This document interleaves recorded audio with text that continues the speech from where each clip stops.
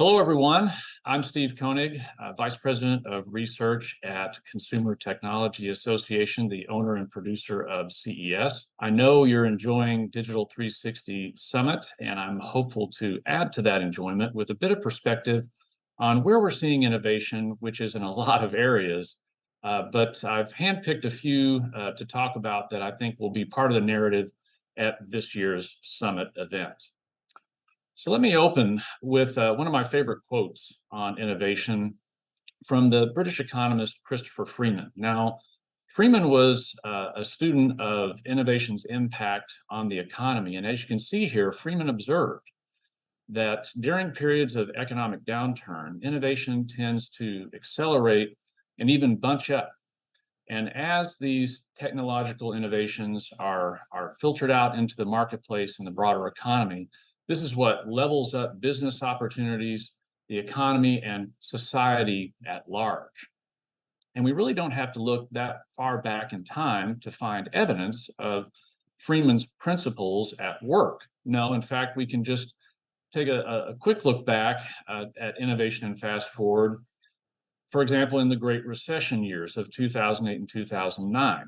And we know what happened in the wake of that. The powerful wave of technological change in this case came in 2010 with the arrival of the 4G LTE mobile broadband network.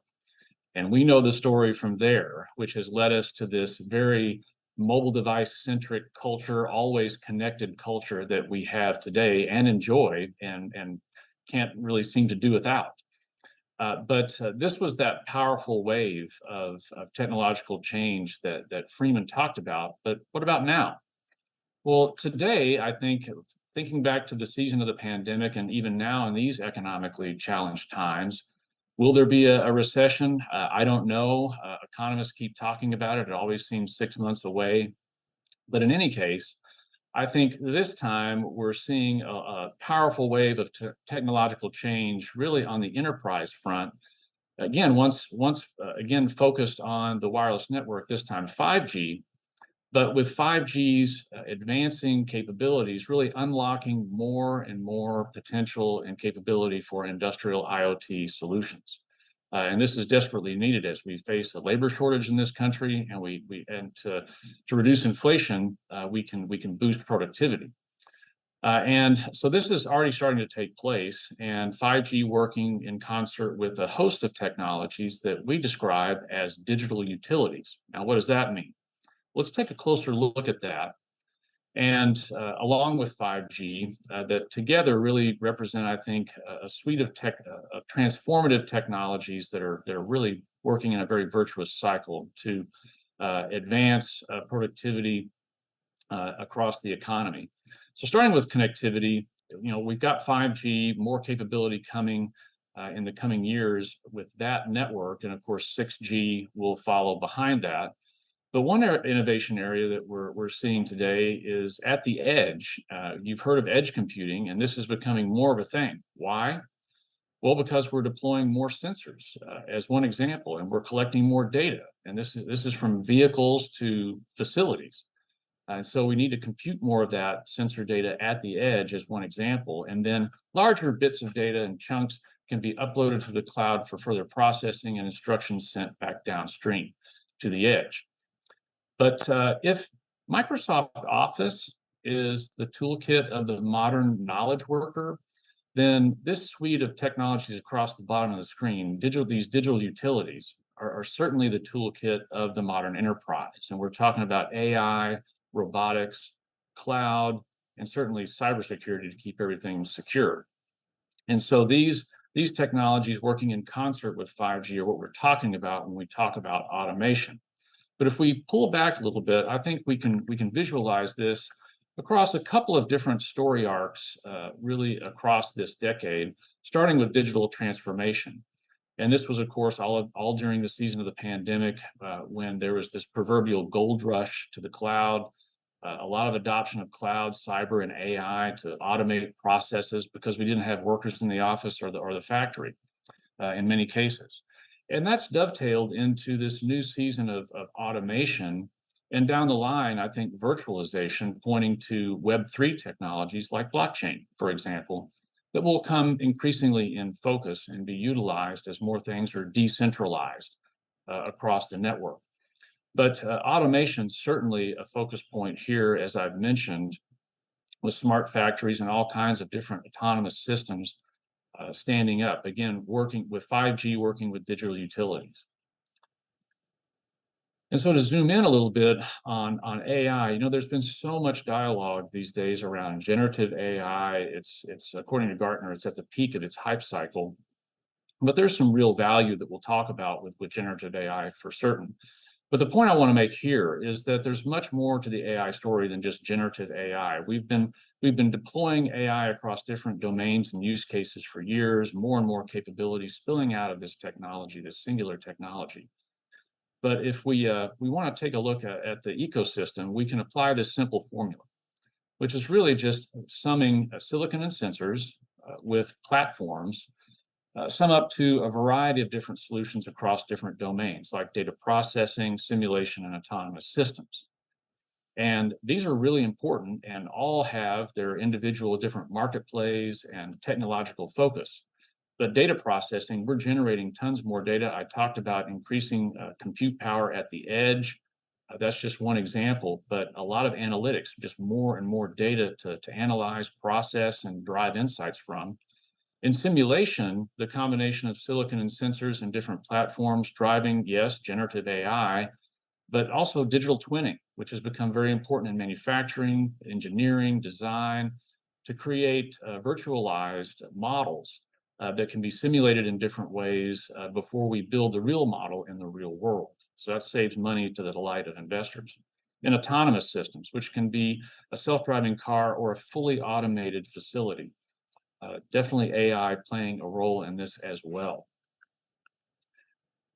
And so just to double down on automation and the perspective here, I've got several of these trend snapshots to offer you throughout my remarks. But for automation, starting with about half, according to a CNBC technology executive survey of companies surveyed in this work, pointed to AI as the top spending priority.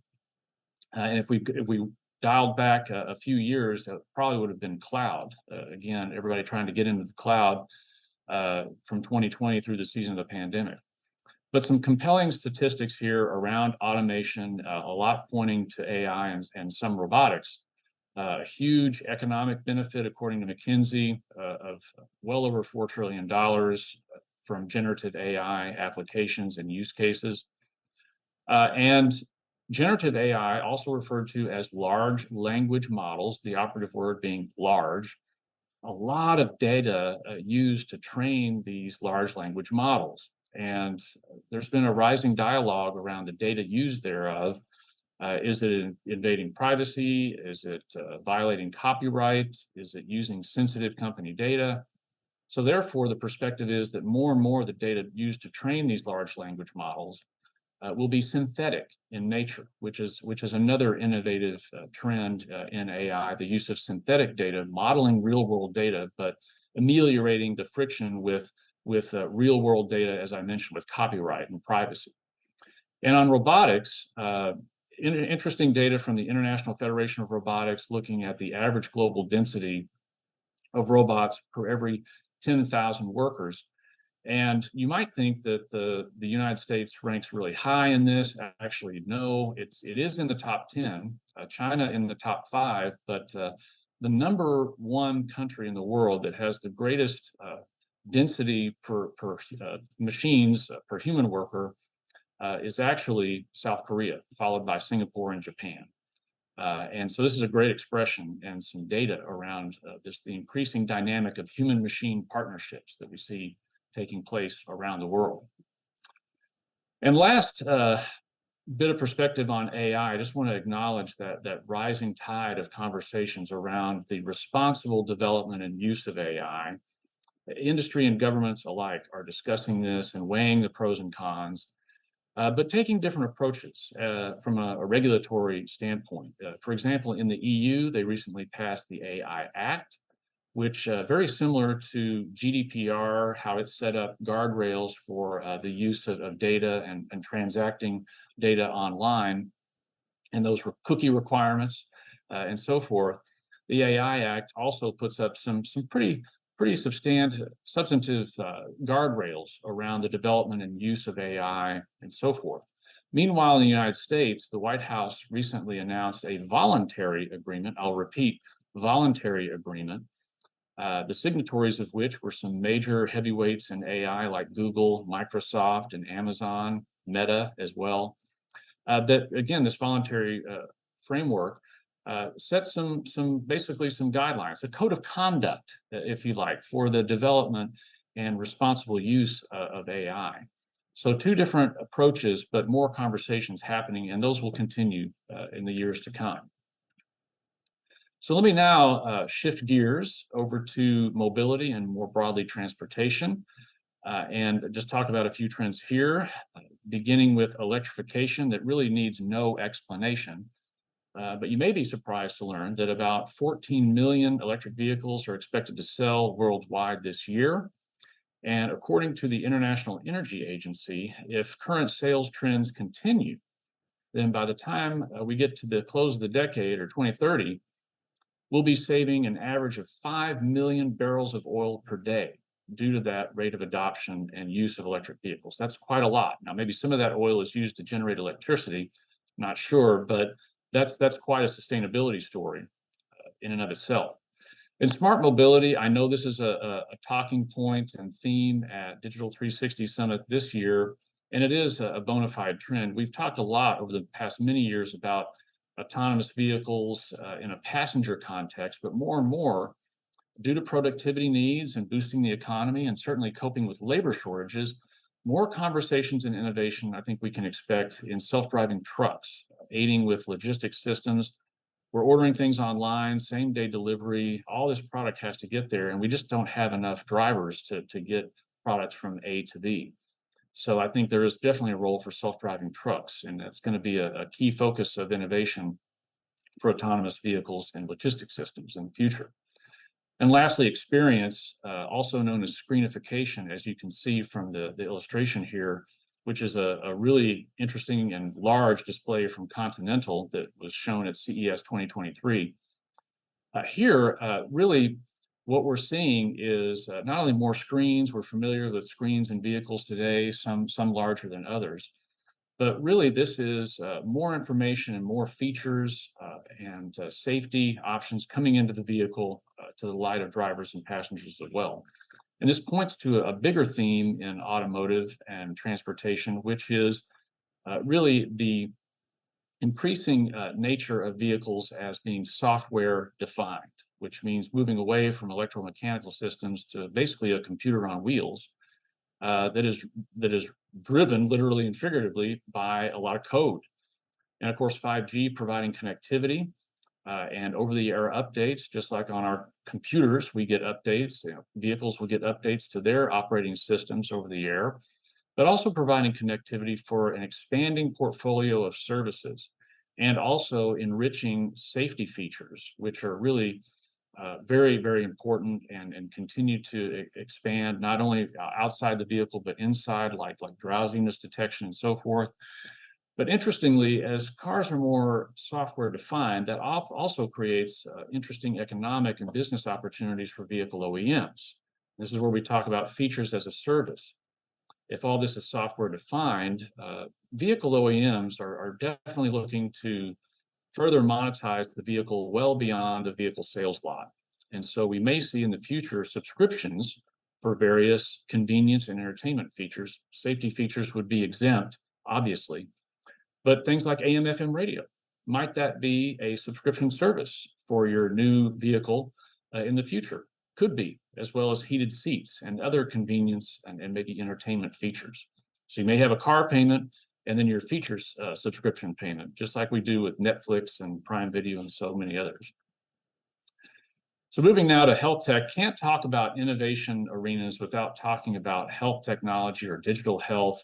Another one of our trend snapshots here with some compelling statistics on the value of digital health services across the industry, quite large, as well as investors continuing to lean into this space.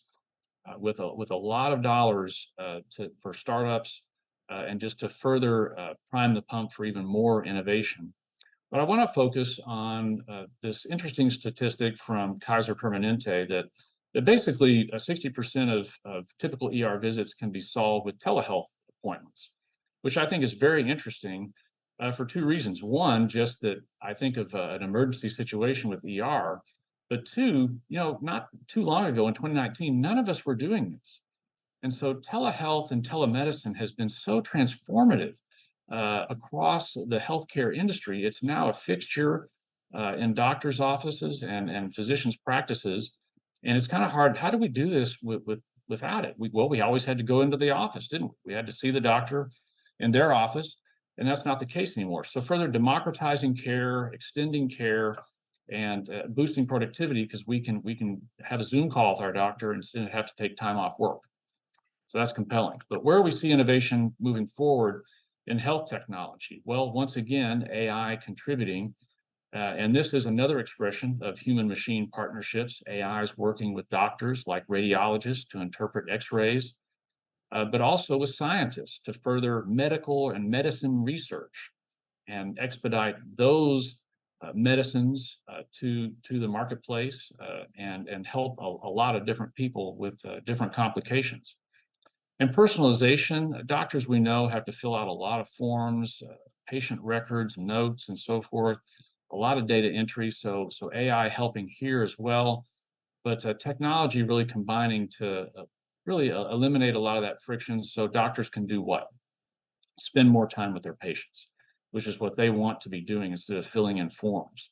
And accessibility, obviously, health technology, a lot of innovation in this space, extending accessibility options to people who need it. So last trend, I definitely want to focus on sustainability, which I might add is a very horizontal trend and theme, not only in the industry, but across the economy.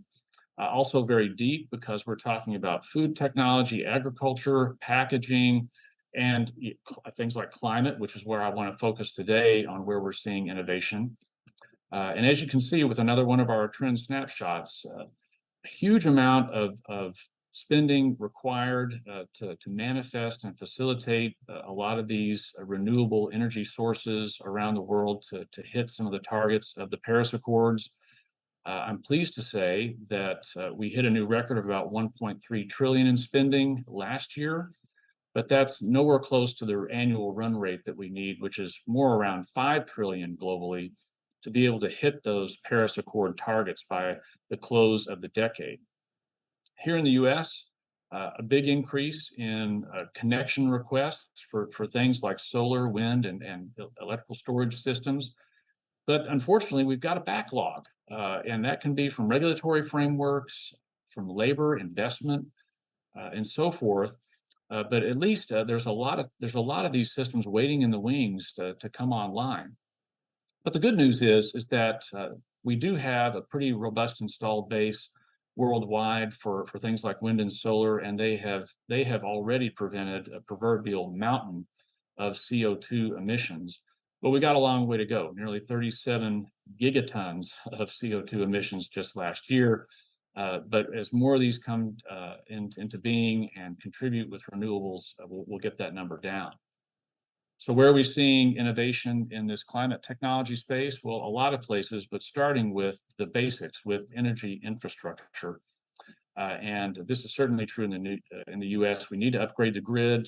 We need more investment thereof. Competitors, countries like China, are already doing this, investing over $350 billion to stand up essentially wind, solar power bases in the desert western region of China and ultra high voltage distribution networks to bring that power back to the power hungry eastern seaboard of China, where we find cities like Beijing and Shanghai. But certainly in the US, with the Inflation Reduction Act, we get some funding, but we need more, certainly if we're going to facilitate electrification.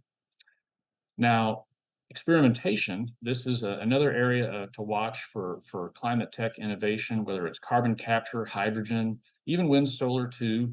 A lot of different experimentation and probably digital twinning, as I mentioned earlier, will play a role in this.